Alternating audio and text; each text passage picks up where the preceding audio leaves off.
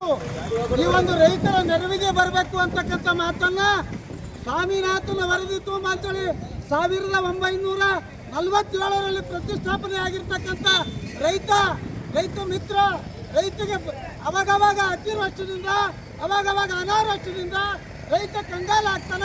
ಹಾಗೆ ಇವಾಗ ಬಂಗಾರ ರೇಟ್ ಮುಂಜಾನೆ ಒಂದು ರೇಟ್ ಇರ್ತದ, ಮಧ್ಯಾಹ್ನಕ್ಕೆ ಒಂದು ರೇಟ್ ಇರ್ತದ, ಮತ್ತು ಸಂಜೆಗೆ ಒಂದು ರೇಟ್ ಇರ್ತದ. ಹಂಗೆ ರೈತನು ಕೂಡ ತತ್ತರಿಸಿ ಹೋಗ್ತಾನ ಅಂತಕ್ಕಂಥ ಮಾತನ್ನ ನಾವು ಹೇಳಿ ನಮ್ಮ ಮುತ್ತೋರು ಸತ್ತು ಹೋದ್ರು, ನಮ್ಮ ಅಪ್ಪಾರು ಸತ್ತು ಹೋದ್ರು, ಈಗ ನಾವು ಕೂಡ ಸಾಯ್ಲತ್ತಿದ್ದೇವೆ. ಆದ್ರೆ ಈ ಬಂಡಿ ಸರ್ಕಾರಕ್ಕೆ ಇದಕ್ಕೆ ಒಟ್ಟು ಸುಲಭವಾಗಿ ಈ ಹೇಳಿದ್ರೆ ಕೇಳಿದ್ರೆ ಈ ಸರ್ಕಾರ ಒಪ್ಪಲ್ಲ. ಇದಕ್ಕೆ ಯಾವ ರೀತಿ ಮಾಡಬೇಕಪ್ಪ ಅಂದ್ರೆ ಅದು ನಮ್ಮಲ್ಲಿ ಚೆನ್ನಾಗಿ ಗೊತ್ತದ.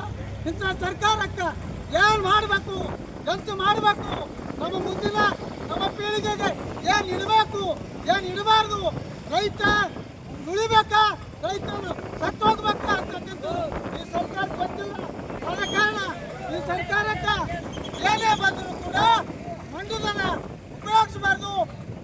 ಇಮಿಡಿಯೇಟ್ ಆಗಿ ರೈತರಿಗೆ ಹತ್ತಿರವಾಗಿಲ್ಲ ಅಗಡಿ ಮುತ್ತು ಮತ್ತು ಹೆಸರು ಹಾಳಾಗಿದ್ದ ಕಾರಣ ರೈತರು ರೋಡಿಗೆ ಬರೋಂಥ ಪರಿಸ್ಥಿತಿ ಬಂದರೆ ಈ ಸರ್ಕಾರಕ್ಕೆ ರಾಜ್ಯ ಸರ್ಕಾರ ಸಿದ್ದರಾಮಯ್ಯ ಕೇಳೋದೇನೆಂದ್ರೆ ಪರಿಹಾರ ಕೊಡಬೇಕು. ಮತ್ತು ನಮ್ಮ ಹೆಸರು ಉದ್ದು ಹಿಡಿದ ಮೇಲೆ ನಾಟ್ಯವಾಗಿ ಅಲ್ಲಿನೂ ಕೂಡ ಹಾಳಾಗ್ಯದ. ಸಾಲ ತಂದಿದ್ದೇವೆ, ಸಾಹುಕಾರ ಸಾಲ ತಂದಿದ್ದೇವೆ, ಬ್ಯಾಂಕಿನವ್ರು ಸಾಲ ತಂದೇವಿ, ಬ್ಯಾಂಕಿನವರು ಬಡ್ಡಿ ಕಟ್ಟಿ ಅಂತ ಆ ರೈತಗೆ ಸಾಲ ತಂದು ರೈತಗೆ ತಮ್ಮ ಹೆಂಡ್ರು ತಮ್ಮ ಮಕ್ಕಳು ದುಡಿದು ಬಂದು ಮನ್ಯಾಗ ಕುಂತು ಉಣ್ಬೇಕಂದ್ರೆ ಆ ಬ್ಯಾಂಕಿನವ್ರು ಕಾಟದ. ಅದಕ್ಕಾಗಿ ರೈತ ಸಂಘ ಇದು ಸರ್ಕಾರಕ್ಕೆ ಒತ್ತಾಯ ಮಾಡುತ್ತೀವಿ.